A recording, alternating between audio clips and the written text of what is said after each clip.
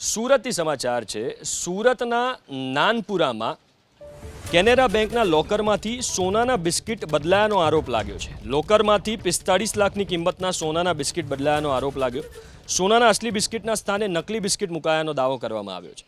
વેસુના વેપારી રીનમ નલીન શાહની અઠવા પોલીસમાં ફરિયાદ। પોલીસે ફરિયાદના આધારે તપાસ શરૂ કરી છે।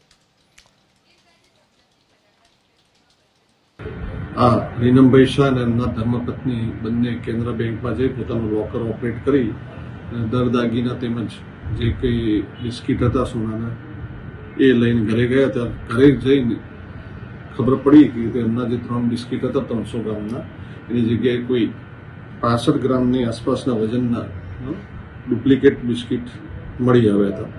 ત્યારબાદ તુરત જ એ લોકોએ ત્યાં બેંકનો સંપર્ક કર્યો, ત્યારબાદ પોલીસનો સંપર્ક કર્યો। ત્યારબાદ પોલીસ જણાવતા આ ગુનો દાખલ કરીને આગળની તપાસની કાર્યવાહી શરૂ કરવામાં આવી છે।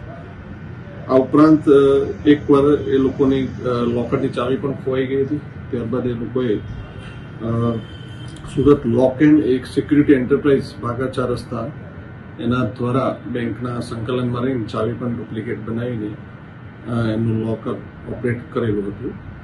લોકરની ચાવી ખોયા બાદ અને આ લાસ્ટ ટાઈમ લોકર ઓપરેટ 2025માં કર્યું હતું। ત્યારબાદ છેલ્લે 2026માં કરતા આ બિસ્કિટ જણાઈ આવેલ નથી। તો હાલમાં ચોરીનો ગુનો BNSS 303(2) મુજબ દાખલ કરી આગળની તપાસ હાથ ધરવામાં આવી છે।